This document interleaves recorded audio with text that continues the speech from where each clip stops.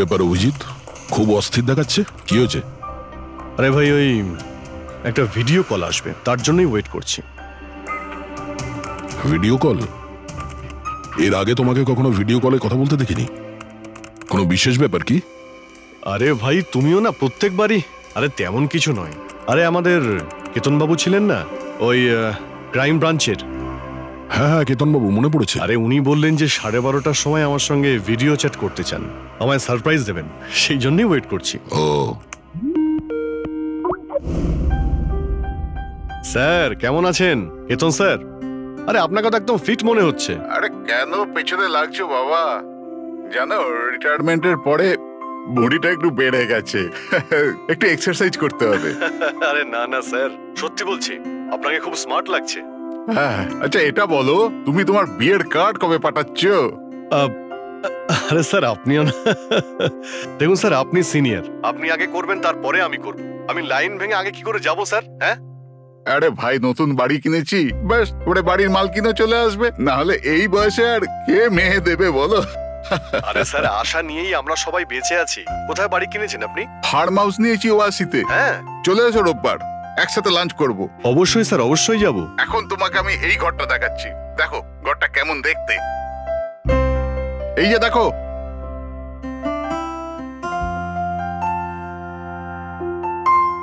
এবার আমি তোমাকে দেখাবো আমার স্টাডি রুম।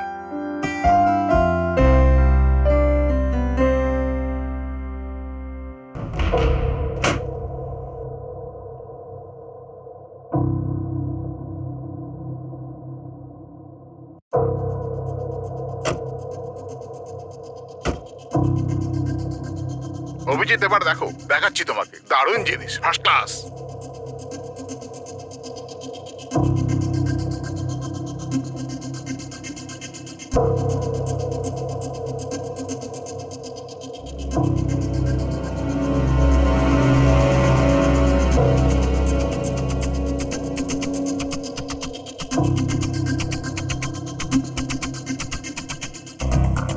দেখলে অভিজিৎ, এটা হলো আমার স্টাডি রুম। স্যার খুব ভালো হয়েছে, খুব ভালো। স্যার রুমটা একটু খালি খালি লাগছে, যখন ফার্নিচার এসে যাবে রুমটা কিন্তু দারুণ লাগবে স্যার। স্যার কি হলো?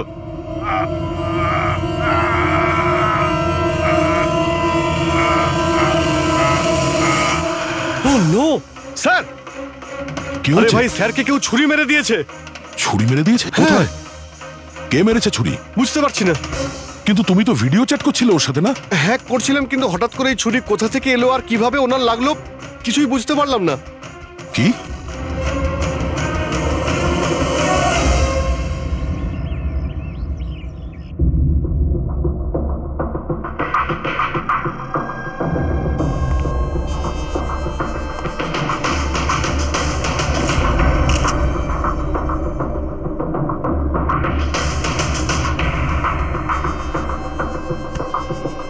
তুমি ঠিক আছো? হ্যাঁ ভাই, বুঝতে পারছি না এসব কি করে হয়ে গেল। স্যার স্যার কেতন স্যার তো 100 জনেরও বেশি আসামিকে জেলে পৌঁছেছেন। হতে পারে ওদের মধ্যেই কোনো একজন আসামি এই সব করেছে। হ্যাঁ, কিন্তু কিভাবে, কখন? কেতন স্যার আমার সঙ্গে কথা বলছিলেন, এইখানে বসেছিলেন, ওনার পিছনে কেউ ছিল না।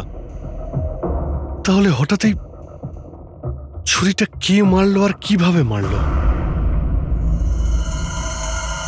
তুমি একদম শিওর যে ঘরের মধ্যে আগে থেকে কেউ ঢুকে বসেছিল না? আরে না ভাই, কেতন স্যার ভিডিও চ্যাটে উনি পুরো রুমটা দেখাচ্ছিলেন, আমরা কথা বলছিলাম, আর রুমটা দেখো, এখানে কোনো জায়গাই নেই, সবকিছু তো খোলা, কেউ কোথায় কিভাবে লুকোতে পারে? তুমি বলেছো যে তোমার সামনেই কেতনবাবু দরজা খুলে ভেতরে এসেছেন। হ্যাঁ, উনি এই দরজাটা খুললেন, ভিতরে ঢুকলেন, আর উনি দরজাটা বন্ধও করেছিলেন। তাহলে তো পরিষ্কার ব্যাপার, খুনি এই ঘরের মধ্যে আগে থেকেই ছিল, পরে আসেনি। আর সেটাই তো ভাই আমি দেখতে পেলাম না কেন? আরে আমার কথা ছাড়ো, ইনি কেন দেখতে পেলেন না? স্যার, এই রুমটাতে আসার আর কোনো রাস্তা নেই, এই দরজাটা ছাড়া। জানলা টানলা কিছুই নেই। পুরবি, এই রুমটা আবার ভালো করে চেক করো। কোনো না কোনো গুপ্তগত হতেই হবে এই রুমের। স্যার স্যার আমি 3 বার চেক করেছি, প্রত্যেকটা জায়গা, প্রত্যেকটা কোণা, সবকিছুই। সত্যি এই রুমে আসার আর কোনো রাস্তা নেই। কোনো না কোনো গুপ্ত রাস্তা তো হবেই এই রুমের। কিছু গন্ডগোল আছে এখানে, না হলে এটা সম্ভব নয় যে অভিজিৎ ওই খুনিকে দেখতে পায়নি। এই কেতনবাবু এখানে একাই থাকতেন না? হ্যাঁ, একাই থাকতেন। এখানে কেয়ারটেকার থাকতো। তাহলে এটা জানতে হবে যে কে কে ওনার সঙ্গে দেখা করতে আসতো, আর কে কে জানতো কেতনবাবুর এই নতুন বাড়ির ব্যাপারে। ইয়া, পঙ্কজ স্যার। এই কেয়ারটেকারকে ডেকেছো তুমি? হ্যাঁ স্যার, কথা হয়েছে, আসছে। ফ্রেডি, প্রত্যেকটা ফিঙ্গারপ্রিন্ট নেবে, একটাও যেন বাদ না যায়। হ্যাঁ স্যার, প্রতিটা কোণের ফিঙ্গারপ্রিন্টস তুলে আনবো স্যার। স্যার, আমি তো দুদিনের ছুটিতে গেছিলাম। আমি কি করে জানবো যে এরকম এত বড় একটা ঘটনা ঘটে যাবে? তুমি ছাড়া এখানে আর কে কে আসতো? কেতন স্যার আর কার্পেন্টার। কতজন কার্পেন্টার ছিল? 3টে। আর কতদিন ধরে কাজ করছিল? প্রায় 1 মাস ধরে। 1 মাস ধরে? তার মানে ঘরের কোনা কোনা ওরা জানতো। এই কার্পেন্টার কেতনবাবু কোথা থেকে এনেছিলেন? ওনার পরিচিত ছিল নাকি কেউ পাঠিয়েছিল? না স্যার, ওরা কেতন স্যারের জানাশোনা লোক ছিল, কারণ ওরা কেতন স্যারের আগের বাড়িতেও কার্পেন্টারের কাজ করেছে। তুমি শিওর যে আর কেউ আসেনি? না স্যার। হ্যাঁ, মনে পড়েছে স্যার, 2জন অচেনা লোক এসেছিল। একজন কোনো এক ইন্টারনেট কোম্পানি থেকে এসেছিল, আর দ্বিতীয়জন ওয়াটার পাইপলাইন চেক করতে এসেছিল। ওরা পুরো বাড়ি ঘুরে দেখেছিল। স্যার এর জন্য আমাকে বকেছিলেন। কেন বকেছিলেন? কেননা আমি ওদের ভেতরে আসতে দিয়েছিলাম। স্যারের ওই 2জনের প্রথম থেকে আসার কোনো খবর ছিল না। আর স্যার ইন্টারনেট কানেকশনের জন্য কাউকে কিছুই বলেনি। আর এটা কবেকার ঘটনা? এটাই 2-3 সপ্তাহ আগের কথা। ও, মনে হচ্ছে এই দুজনেই কোনো গন্ডগোল করেছে। আচ্ছা, 5 বছর আগে তোমরা যখন এই কেসটা সলভ করেছিলে, তখন কেতনবাবু ছাড়া এই টিমে আর কে কে ছিল? আমি, পুরবী, কেতন স্যার আর মহেন।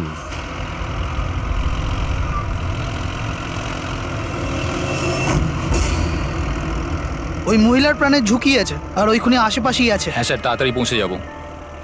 আর 15 মিনিট লাগবে ওই ওয়ার হাউস, আমরা এসেই গেছি।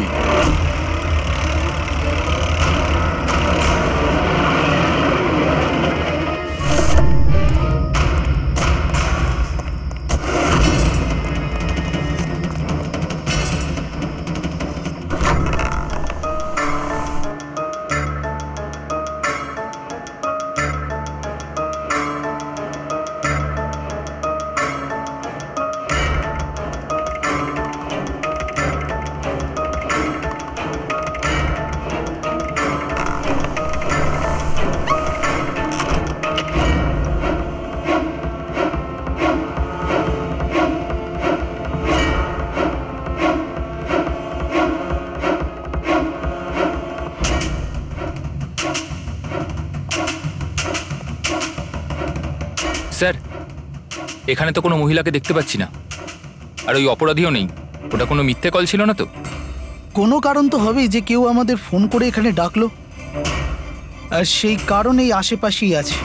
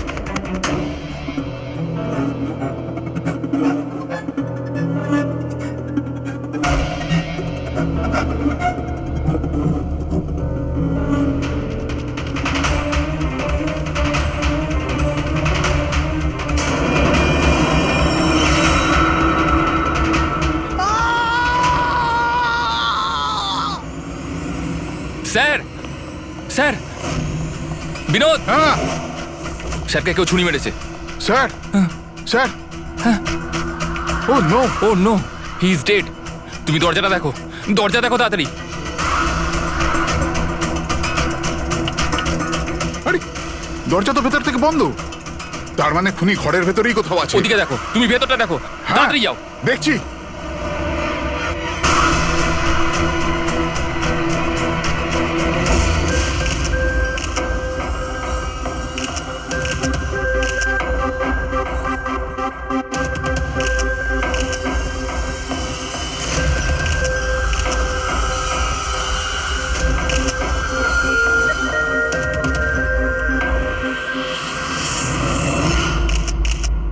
তাহলে এখানে কেউ ছিল না? হ্যাঁ, স্যার সত্যি বলছি, এখানে মেহেন স্যার আর আমাদের ছাড়া আর কেউ ছিল না।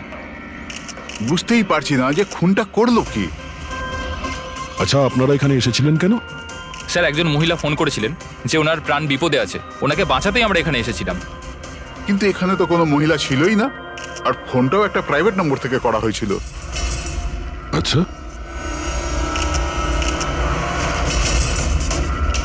এগুলো একটা ষড়যন্ত্র, প্ল্যান করে করা ষড়যন্ত্র। স্যার, এই যে এখানকার ওয়াচম্যান স্যার। তুমি গোডাউন কটায় বন্ধ করেছিলে? স্যার রাত 10টার সময়। সেই সময় এখানে কেউ ছিল? না স্যার, ভালো করে চেক করেছিলাম, কেউ ছিল না। আপনারা এই রুমের দরজাটা খোলা রাখেননি তো ভেতরে আসার পরে? না, ভেতরে ঢুকতেই আমরা সবার আগে দরজাটা ভেতর থেকে বন্ধ করে দিয়েছিলাম। স্যার খুন হওয়ার পরেও আমরা দরজা চেক করেছিলাম, ভেতর থেকে বন্ধই ছিল। খুনি আগে থেকেই ভিতরে ছিল, কেতন স্যারের বাড়ির মতো। একটাই দরজা যেটা বন্ধ ছিল, আর কোনো জানালা নেই। তাহলে খুনি গেল কোথায়? স্যার আবারও একজন এমন অফিসারের খুন হয়েছে যাকে আমরা চিনি। আমার মনে হচ্ছে খুনিকে আমি চিনি। অভিজিৎ, তুমি কি করে খুনিকে চিনবে? তুমি তো দেখোইনি খুনিকে। পার বুঝে গেছি স্যার, আপনি কার দিকে ইঙ্গিত করছেন।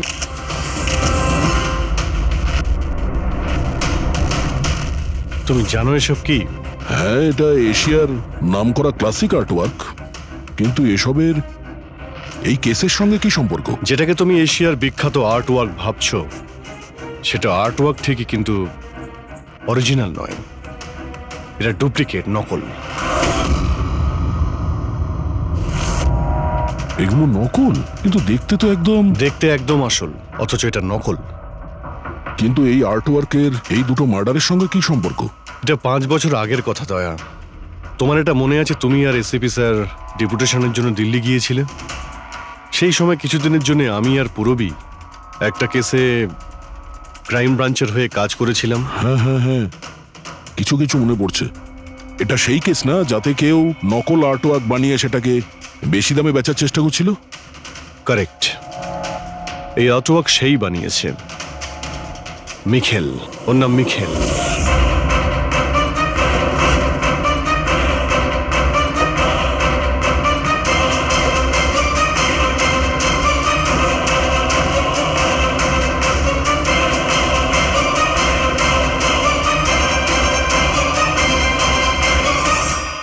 এমনটা নয় যে ওর প্রতিভা বাকি শিল্পীদের থেকে অনেক কম ছিল, তবে সত্যি কথা বলতে ও ওদের থেকে অনেক বেশি ট্যালেন্টেড ছিল। আর সেই জন্যই হয়তো ও একদিন ভেবেছিল যে অরিজিনাল পেন্টিং তো সবাই বানাতে পারে, কিন্তু অরিজিনালের মতো সেম কপি বানানো সবার পক্ষে সম্ভব নয়। আর এই কাজে এত টাকা ছিল যে ওর আসল পেন্টিং বানানোর কোনোদিনও প্রয়োজনই হয়নি। ও কোটি কোটি টাকা ইনকাম করেছিল মহান আর্টিস্টের অরিজিনাল পেন্টিংয়ের নকল পেন্টিং বানিয়ে। আর ওর কাজ এতটাই ভালো ছিল যে কেউ বলতে পারতো না যে পেন্টিংটা আসল না নকল। অনেকবার তো 30-40 বছরের আগের ক্যানভাসের পেন্টিং করেছে ও, অথচ সেটা কারো পক্ষে ধরাই সম্ভব ছিল না। কিন্তু একদিন পরিস্থিতি এমন হলো, অনেক আর্ট প্রেমী যখন কোটি কোটি টাকা লস করলো, তখন ক্রাইম ব্রাঞ্চ মিখেলকে ধরার দায়িত্ব আমাদের 4 জন অফিসারকে দেয়। কেতন স্যার, মহেন, পুরবী আর আমি। মিখেলকে ধরা এত সহজ ছিল না, কিন্তু কথায় আছে না, পিঁপড়েকে ধরতে হলে মিষ্টির ব্যবহার করতে হয়। আর এই পিঁপড়ের মিষ্টি ছিল ওর পুরনো ক্যানভাস, আর সেই কেমিক্যাল যেগুলো ব্যবহার করত 200 থেকে 250 বছরের পুরনো পেন্টিং তৈরি করতে। আমরা সমস্ত আর্ট গ্যালারি আর দোকানে নজর রাখতে শুরু করে দিই যেখানে এইসব জিনিস পাওয়া যেত। যারা এই সমস্ত জিনিস কিনতে আসতো তাদের পুরো ঠিকুজি কুষ্টি পার করতাম আমরা।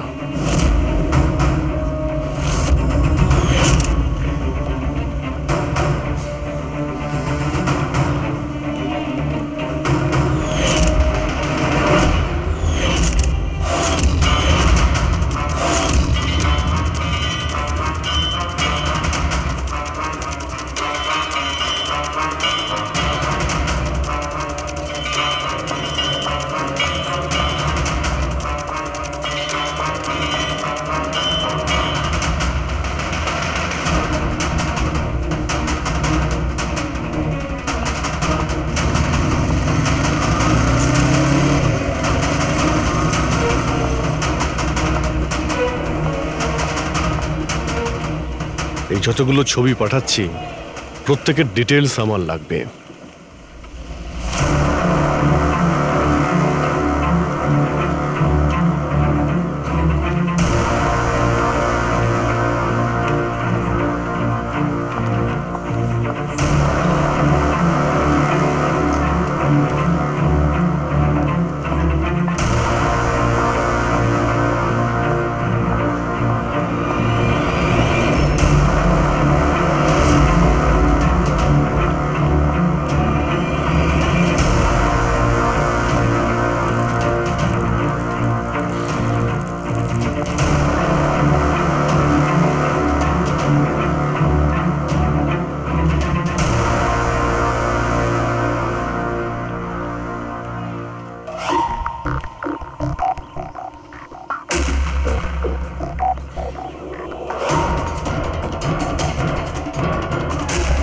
আর তারপরে 1 সপ্তাহ পরে আমরা এমন একটা মেয়েকে দেখলাম যে জিনিসপত্র তো কিন্তু তার কোনো আর্ট ব্যাকগ্রাউন্ড ছিলই না।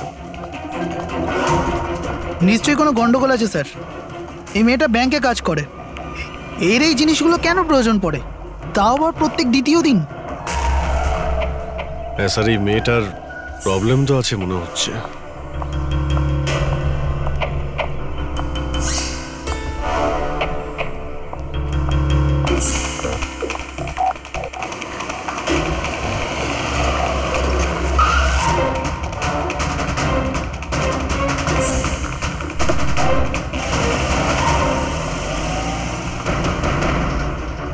এই মেয়েটার একটু গন্ডগোল আছে, ওর পিছু নাও, দেখো কোথায় যাচ্ছে।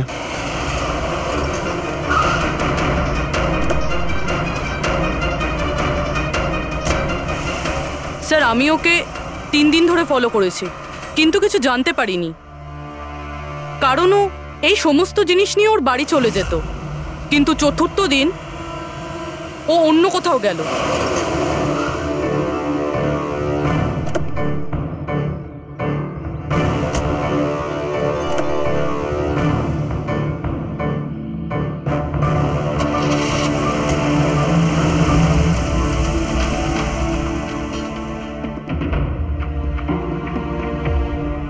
নিখিল, নিখিল, নিখিল, নিখিলও না, এখনো লাঞ্চটাও করেনি।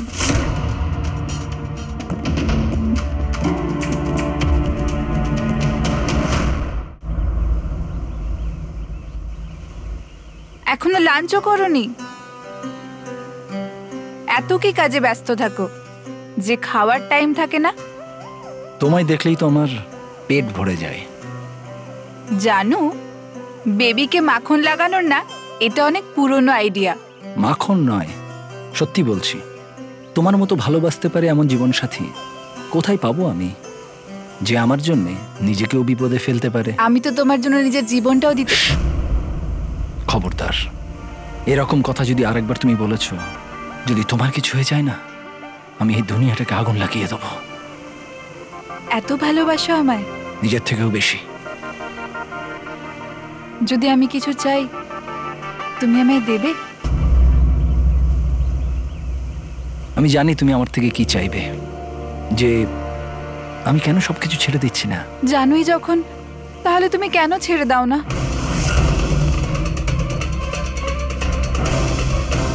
শীতল, মানুষের জীবনে দুটো নেশা হয়, আমার ভালোবাসার নেশা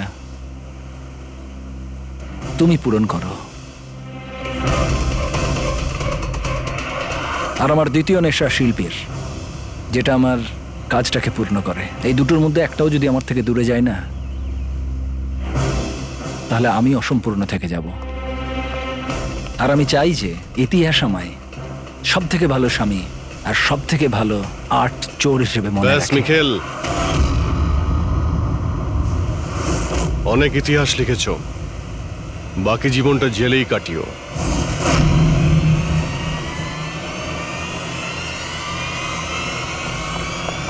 মিখেল,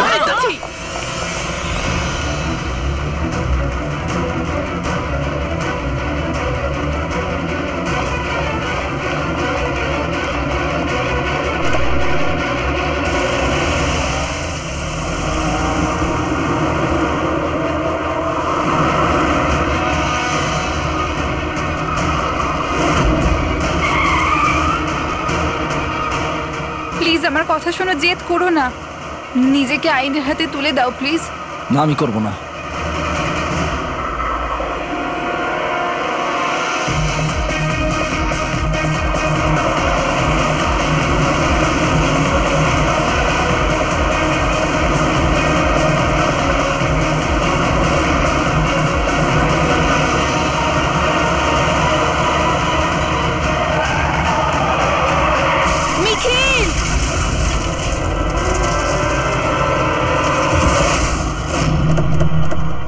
শীতল, মিখেল দাঁড়া, দাঁড়া, শীতল, দাঁড়া। শীতল, চোখ খোলো, শীতল।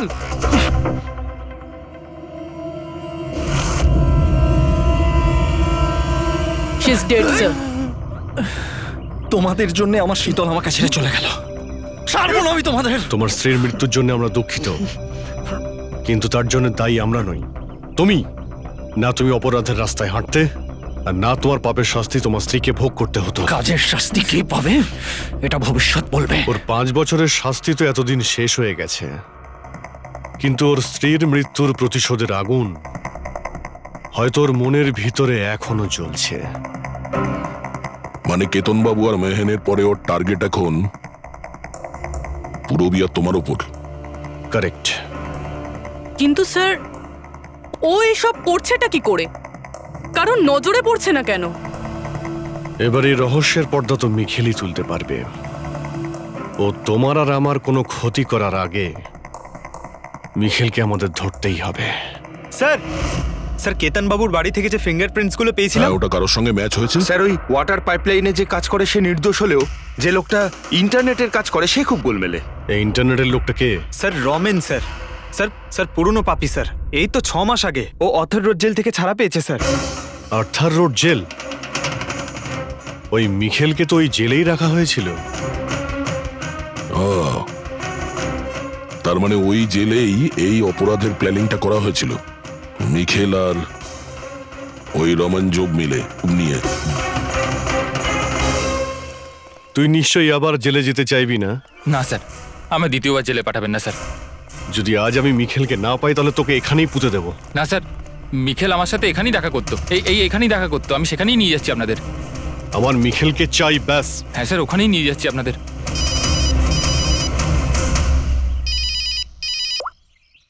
হ্যাঁ শান্তি, কি বাবা শরীর খারাপ করছে? কিন্তু এরকম হঠাৎ? আমি তো কেসের ইনভেস্টিগেশন করতে এসেছি। কি হয়েছে? স্যার ওই বাবা একটু অসুস্থ হয়ে পড়েছে। ওই শান্তি নার্স যে আমার বাবার দেখাশোনা করে, সেই ফোন করেছিল। ঠিক আছে, তুমি যাও, আমরা দেখে নিচ্ছি। কিন্তু স্যার। যাও, আর কোনো প্রয়োজন পড়লে ফোন করবে।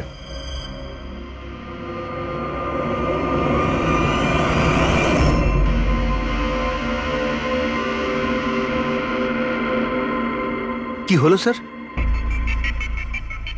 ফ্রেডি, আমি এটা ভাবছি যে আমাদের এই সিআইডির কেরিয়ারে আমরা অনেকেই ক্লোজ রুম মার্ডার সমাধান করেছি, কিন্তু তাদের মধ্যে একটা কেসও এরকম ছিল না। হ্যাঁ স্যার, এর আগেও এরকম ঘর বন্ধ থাকার কেস এসেছিল। কোথাও না কোথাও তো গোপন রাস্তা খুঁজে পাওয়াই যেত খুনির আসার এবং যাওয়ার জন্য। হ্যাঁ, হয়তো রুমের মধ্যে কোনো গুপ্ত পথ থাকে, না হলে রুমের মধ্যে কোনো রাস্তা বানানো হয় খুন করার জন্য। কিন্তু এখানে না তো কোনো গুপ্ত রাস্তা আছে, না রুমের মধ্যে কোনো গন্ডগোল করা হয়েছে, না। আর এই খুনি এমন যাকে দেখাই যাচ্ছে না। স্যার, আমার তো ভেবেই কিরকম মাথাটা ঘোরা শুরু হয়ে গেছে। খুনিকে দেখা যাচ্ছে না কেন? অনেক বছর আগে আমি একটা সিনেমা দেখেছিলাম যেখানে হিরো একটা গ্যাজেট লাগিয়ে অদৃশ্য হয়ে যেত, কিন্তু ওটা তো সিনেমা ছিল না স্যার। হ্যাঁ, ওটা তো সিনেমা ছিল, কিন্তু এটা তো বাস্তব জীবন। স্যার, কি ভাবছেন আপনি? এটাই ভাবছি, এর মধ্যে কোন জিনিসটা আমি বুঝতে পারছি না।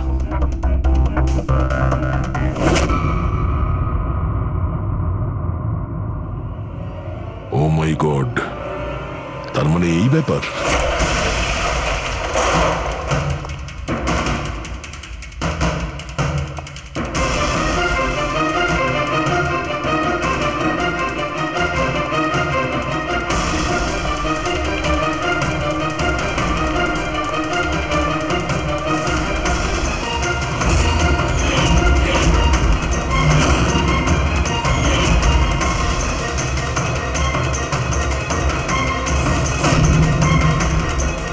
অনেকদিন ধরেই আমাদের চারজনকে ফলো করছিল, আর তুই ওকে হেল্প করছিলি এই সমস্ত কাজে?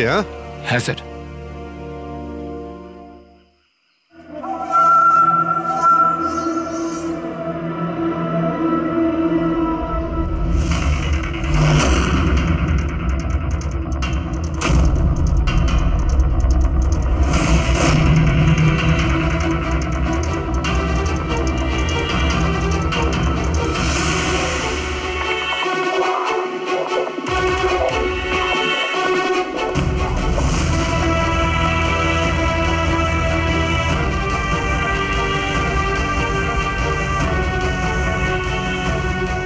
কিন্তু এই ওয়ালপেপার, ফার্নিচার, এসবের ছবি কেন নিয়েছিলি? হ্যাঁ, ওই মিখেল যেমন যেমন বলেছিল আমি সেরামই ছবি নিয়েছিলাম স্যার।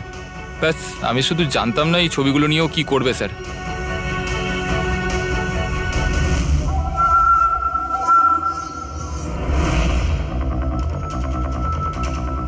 তাহলে কি এই ছবির মধ্যেই লুকিয়ে রয়েছে খুনের রহস্য?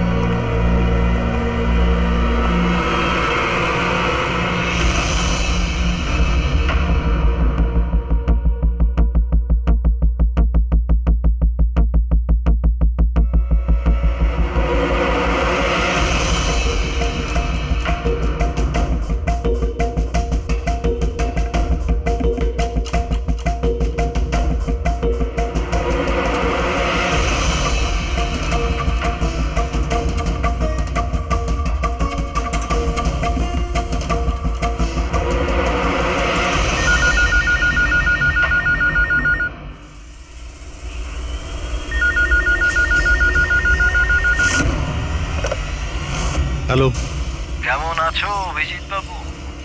মিখেল, এই ব্যাপার, এতদিন পরেও তুমি আমার গলার আওয়াজ ভুলোনি।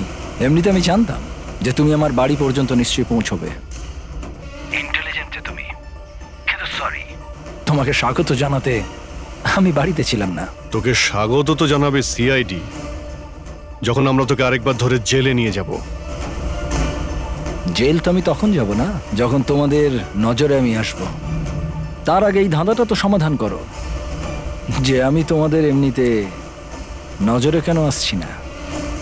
কি হলো, কি ভাবনায় পড়ে গেলে? হ্যাঁ, আমি জানি তুমি ইন্টেলিজেন্ট, কিন্তু এতটাও ইন্টেলিজেন্ট নও যে এই কেসটাকে সমাধান করো। কেসটা তো তোমার আর পুরবীর মৃত্যু। রক্ত দিয়েই শেষ হবে। মিখেল, রাগ নয় অভিজিৎ বাবু, রাগ করে কেন নিজের বিপি বাড়াচ্ছ? চলো একটা ছোট্ট তোমায় হিন্ট দিয়ে দিই। আমায় তুমি সেখানেই দেখতে পাবে যেখানে এই গল্পের শুরু হয়েছিল, যেখানে শীতলকে তুমি আমার থেকে ছিনিয়ে নিয়েছিলে। পুরবি মারা যাওয়ার আগে তো নিশ্চয়ই পৌঁছতে পারবে। মিখেল, মিখেল, হ্যালো পঙ্কজ, তুমি এক্ষুনি পুরবীকে ফোন করো, ওকে বলো বাড়িতে থাকতে, বাইরে বের না হতে। ও কি হলো স্যার? আচ্ছা, আমি যেটা ভাবছি সেটা যদি ঠিক হয় তাহলে জানা যাবে যে খুনি এগুলো কিভাবে করলো। কিভাবে? আশ্চর্য তো, বাবা তো পুরোপুরি সুস্থ আছে, তাহলে তাহলে শান্তি ফোন করে আমাকে ডাকলো কেন? আর নিজেও তো বাড়িতে নেই। ফোন করলাম, ফোনটাও ধরছে না।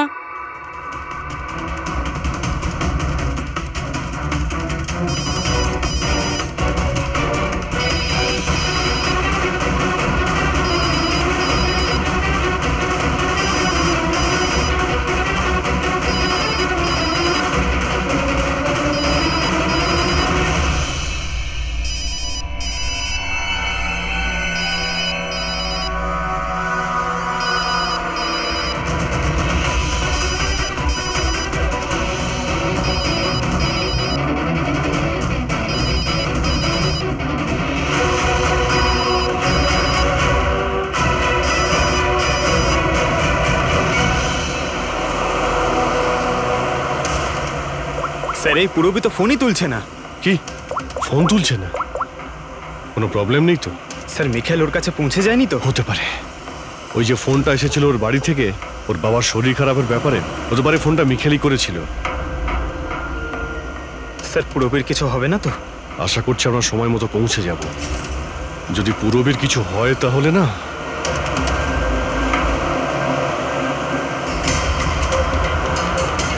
এসে গেছি।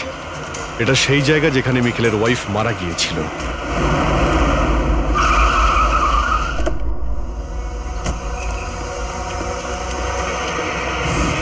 পুরবী!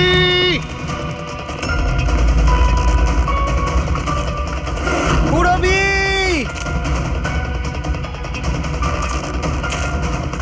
পুরবী! পুরবি!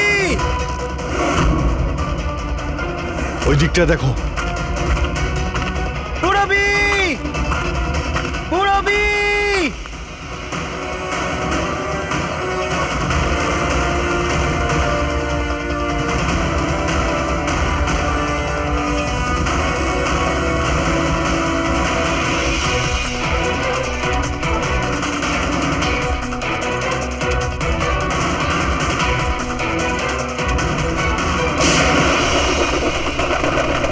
পুরবি!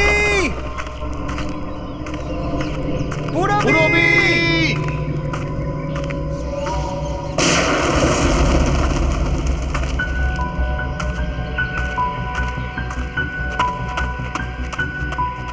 স্যার! হ্যাঁ পঙ্কজ, জানি না স্যার কে গুলি চালালো। পুরবীকে পেলে? পুরবি ওখানে স্যার।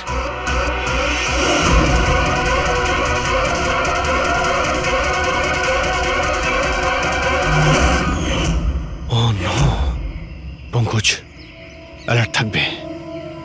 আমাকে কভার করো, আমি যাচ্ছি পুরবীর কাছে।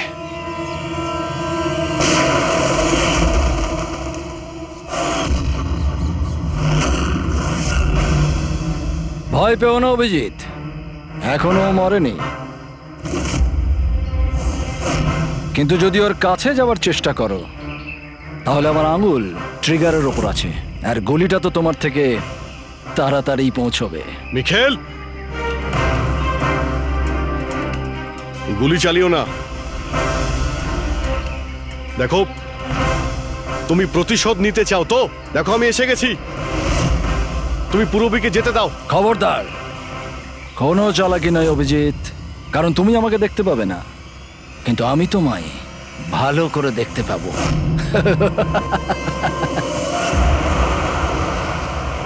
অভিজিৎ, আমার কথা মন দিয়ে শোনো, তুমি একদম রিয়াক্ট করবে না। তুমি এই মিখেলকে দেখতে পাবে না। তুমি আর কেতনবাবু ওকে কেতনবাবু স্টাডি রুমে দেখতে পাওনি। মাহান ওকে আর্ট ওয়্যার হাউসে দেখতে পাইনি। পূরবী নিজে ওকে ওর ঘরে দেখতে পাইনি। কেন? কারণ ওকে দেখা সম্ভব নয়।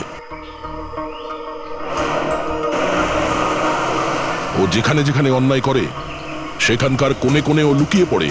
ওই রুমে, ওই ডেকোরেশনে ও এমন ভাবে লুকিয়ে পড়ে কেউ বলতেই পারবে না যে ও আর্ট পিস না একজন মানুষ। কেতনবাবুর রুমে ও ও ওয়ালপেপার হয়ে গেছিল, ওয়ালপেপার।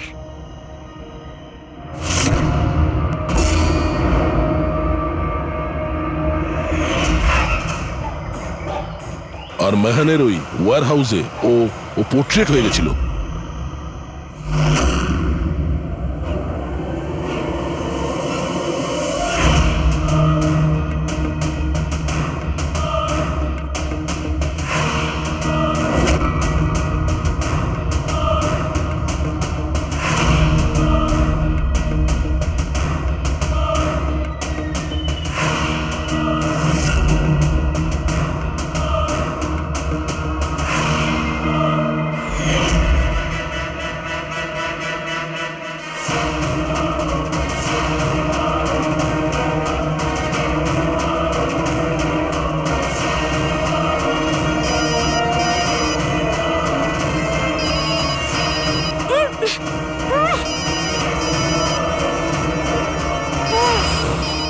এটা আমি তখনই বুঝতে পারলাম যখন ওয়্যার হাউসের ক্রাইম সিনের ফটোগুলো আমি দেখলাম।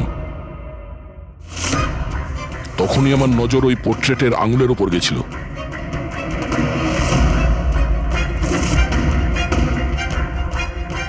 ও পোর্ট্রেট ছিল না, ওই মিখেল ছিল, মিখেল। ওকে দয়া, পঙ্কজ সাবধানে, পঙ্কজ সাবধানে, জঙ্গলে লুকিয়ে আছে। পঙ্কজ, তুমি এখানেই থাকো, পূরবীর দিকে নজর রাখবে। মিখেল, আমরা কিছুই করব না, আমরা এখান থেকে চলে যাচ্ছি।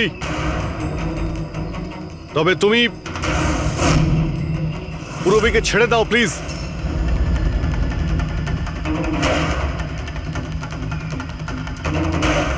দেখো, এসব করে আর কোনো লাভ নেই। আমি এখানে এসে গেছি, তুমি তুমি বলো কোথায় যেতে হবে, আমি চলে যাচ্ছি।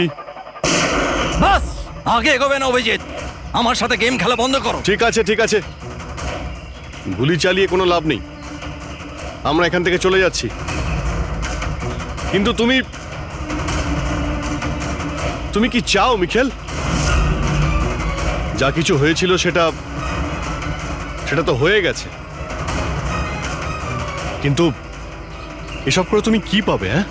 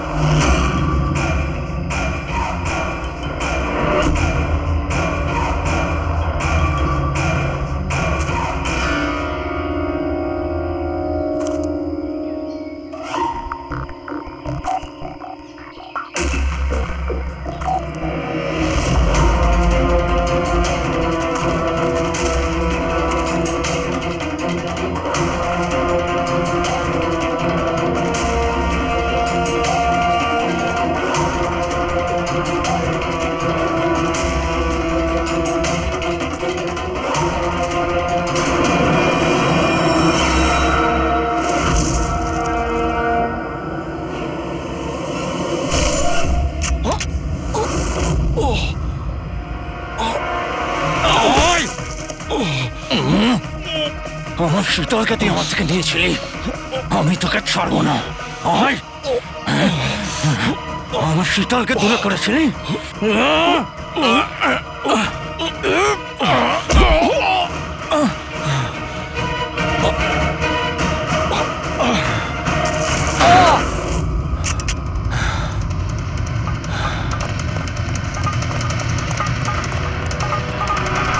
রবি, তুমি ঠিক আছো তো?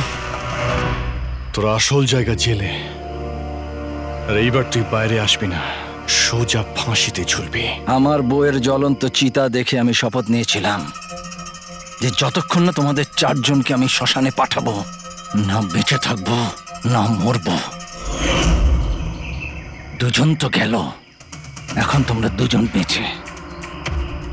তোমাদের আইনকে বলো যেন শক্ত থেকে শক্ত জেল বানায়, কারণ এবার কোনো জেলই তোমাকে আমার থেকে বাঁচাতে পারবে না। ঠিক আছে, চলো নিয়ে যাও একে। চল চল।